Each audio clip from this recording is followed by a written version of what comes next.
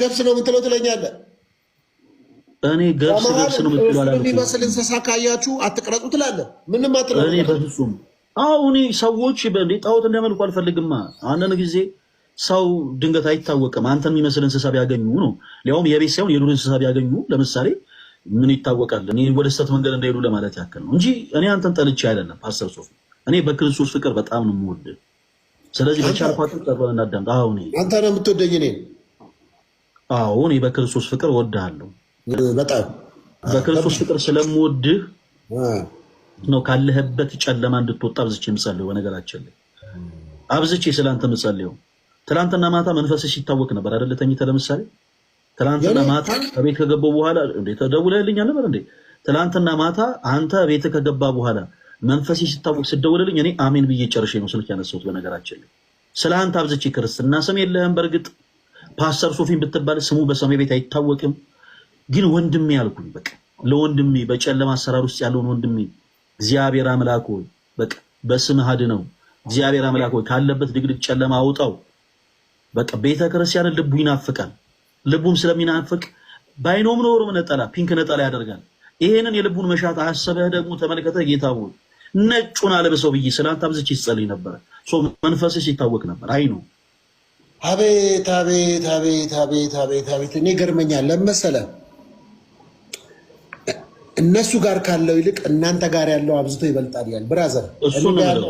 አዎ እነሱ ጋር ካለው ይልቅ እኛ ጋር ያለው ኃይለኛ ነው። ከኔ ጋር ያለው ይኸውልህ ጠላቴ ፓስተር ፓስተር ሶፊ አለው ተው ቆይ ሶፊ ምንድነው ከኔ ጋር ያለው ኃይለኛ ነው። ከኔ ጋር ያለው አሁን እሱን ተው ጠላቱ ጣና ጠላታችን ሰይጣን ነው።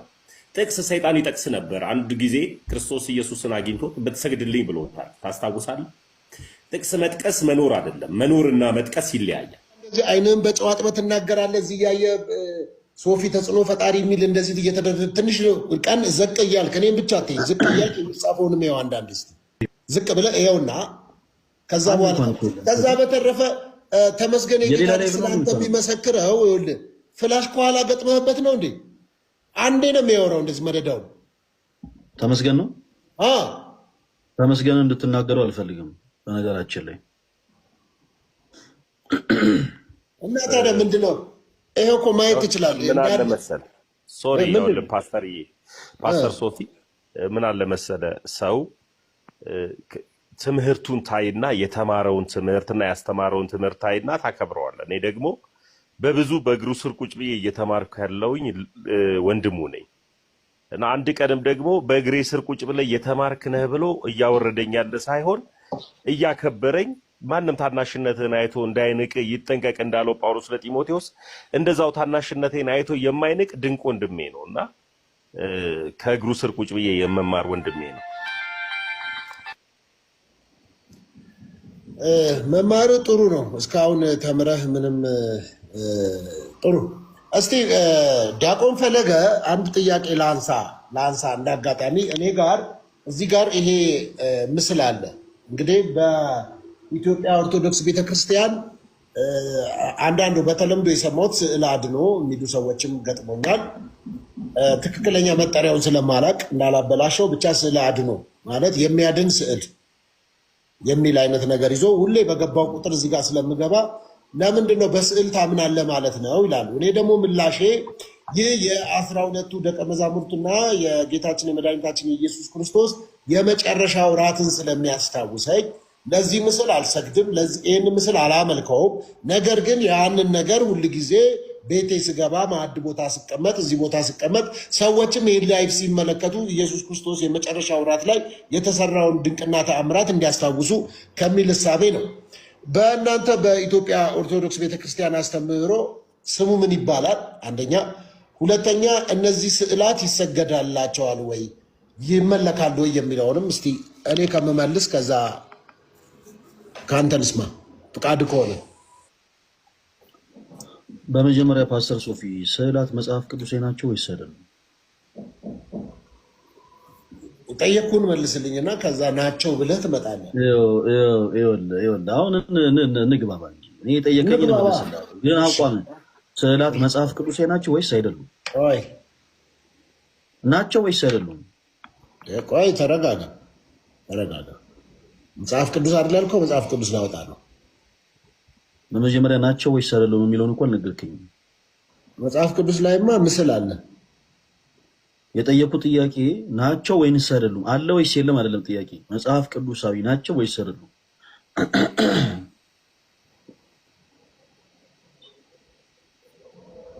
እንግዲህ እንደዚህ እያወጣሁ ነው ራሴ። እሺ ማን ነው የሚልክልኝ? ማን ነው ለኔ የሚልክልኝ? ምን አብሮ ትናንትና እኔን ሲሰድብ የነበረው ሰው ሊሆን ይችላል። ምን ይታወቃል? አለ እሱንማ ነብዬዋለሁ። ይመጣል፣ አሁን ይገባል። አንድ ቁጥር ጻፍ። ፕሮፌት ጆሲ፣ የተወደድክ ፕሮፌት ጆሲ፣ ነቢይ ጆሲ የባማ ሆሊ ፋየር ኢንተርናሽናል ቸርች ባለራዕይና መስራች ፕሮፌት ጆሲ አንድ ቁጥር ጻፍልኝና ትገባለህ። እሺ ዘጸአት ወይም ኦሪት ዘጸአት ምዕራፍ 20 ከቁጥር 1 ጀምሮ ያለውን ቃል አነባለሁ ማለት ነው። እግዚአብሔርም ይህን ቃል ሁሉ እንዲህ ብሎ ተናገረ። ከግብፅ ምድር ከባርነት ቤት ያወጣሁህ እግዚአብሔር አምላክህ እኔ ነኝ። ከእኔ በቀር ሌሎች አማልክት አይሁኑልህ ይላል። ከእኔ በቀር ሌሎች አማልክት አይሁኑልህ። በላይ በሰማይ ካለው በታች በምድር ካለው ከምድር በታች በውሃ ካለው ነገር የማናቸውንም ምሳሌ የተቀረጸውንም ምስል በመጀመሪያ በላይ በሰማይ ሲል መላእክትን ያካትታል ወይ? ያካትታል ወይስ ያካትታል? አዳምጠኝ። መጀመሪያ የሐሰት ትርክትህን ጨርስ። ከዛስ እኔ የሐሰት ትርክት ነው። ቆይ የሐሰት ትርክትህን የእግዚአብሔር ቃል መጽሐፍ ቅዱስ ቆይ የሐሰት ትርክትህን በመጽሐፍ ቅዱስ መልስልሃለሁ። ዝም ብለህ ቀጥል። አንተ እድል እኮ ተሰጥቷል። ይሄ እኮ ትልቅ ፕሪቪሌጅ ነው። ዝም ብሎ የሚሰማ ሰው ማግኘት ፕሪቪሌጅ ነው። ባይዘው በነገራችን ላይ ዝም ብለህ እየሰማህን ያለው በእግዚአብሔር ቃል የሚረብሸንን መንፈስ ገጽሰን ነው። እግዚአብሔር የተመሰገነ ይሁን። ከአንተ በጎ ፈቃደኝነት በፍጹም ሚዩት ነው ማድረግ ፓስተር ሚዩት ነው ማድረግ። ዝም ብለና አዳምጠኝ። እሺ ቀጥል።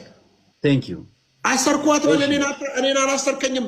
እኔ እኮ የተፈታው ገላትያ ላይ ሲናገር በነፃነት እኔ በእግዚአብሔር ቃል አስራለሁ። ነፃ ወጣን እኮ ነው የሚለው። ኢየሱስ ስለሚለው ስም ተገዛ። በጌታ በኢየሱስ ስም ይዣለሁ። በፓስተር ሶፊ ላይ ያለው መንፈስ በጌታ በኢየሱስ ስም ከዚህ በኋላ እንዳታውከን። አቤት። እኔ እንደው ባይኖርብኝ እንኳን እሺ ብዬ ነው የምቀበል። ስሙን ጠራህልኝ እኮ በጌታ በኢየሱስ ስም ስትል ራሱ ምንም ይሄ መንፈስ በነገራችን ላይ በቃ ጸጥ ነው ያደረገው። ጸጥ አብሶ በቃ እኔ ደስተኛ ነኝ። በጌታ በኢየሱስ ስም ይዣለሁ። አሁንም ጸጥ በል። ደስ እላለሁ። ራሱ የጌታዬን ስም ስጠራ ራሱ እኔ አንተማ ኢየሱስን ስለተጠራ ሌላ ነገር የተባልከውን አታረግም። ለምሳሌ እሺ በጌታ በኢየሱስ ስም እጅን ወደ ላይ አድርግ። እንደ አጋንንት ነው እያዘዝከኝ ነው? አልገባኝም። እሺ አይደለም፣ አንተ ሲታዘዝ በጌታ በኢየሱስ ስም እቺ ሁለት እጅን ወደ ላይ አድርግ። እጅ ወደ ላይ። አንተ መንፈስ አለብህ ማለት ነው ፓስተር። እና መንፈስም አለብኝ እኔ። መንፈስ እንዴት አይኖርብኝም? እኔ እኮ መንፈስ ነው ያለብህ። ቅዱስ የአባቴ መንፈስ አባባት ብለበትን የልጅነት መንፈስ የተሰጠን እኮ ነው። እሺ ልሳን አውራ እስቲ ካለ መንፈስ ቅዱስ ካንተ ጋር ከሆነ እሺ በልሳን አውራ እስቲ። አየህ ይሄ ነው ችግሩ። ልሳን ለአንዱ የመናገር ለአንዱ የመተርጎም፣ ሁለተኛስ ልሳን ደግሞ ቆይ ልንገር ስማ። ይሄ እኮ ጉባኤ ነው፣ 5000 ሰው አለ። በጉባኤ መካከል ልሳን እንድታወራ መጽሐፍ ቅዱሳዊ አይደለም። የመጀመሪያ ልሳንን የሚናገር ከአምላኩ ጋር ሚስጥርን ያወራል። ዩኒቨርሲታል ልሳን ስናገር ቆይ ልሳን የሚናገር ራሱን ያነሳል። ለአብራራ ነው ያው የመጣሁት። አብራራ አይኔ የነገርኩህ ነው። እኔ አሁን እዚህ ጋር ግብዝ አይደለሁም። ዝም ብለህ እስቲ ልሳን ተናገር አይባልም። መጀመሪያ ደረጃ በስላሴ ስም ይዣለሁ። ከዚህ በኋላ ጸጥ በል።